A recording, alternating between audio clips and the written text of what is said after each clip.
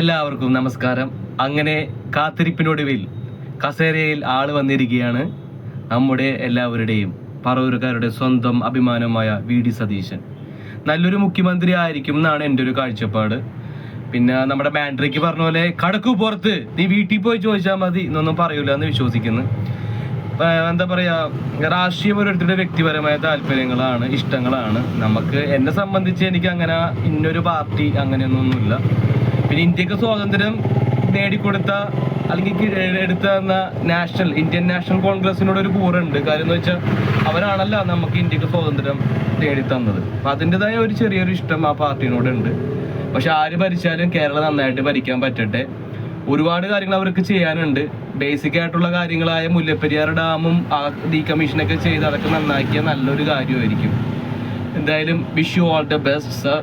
അപ്പം എല്ലാം അടിപൊളിയാവട്ടെ. എല്ലാവിധ ആശംസകളും. ജയ് ഹിന്ദ്.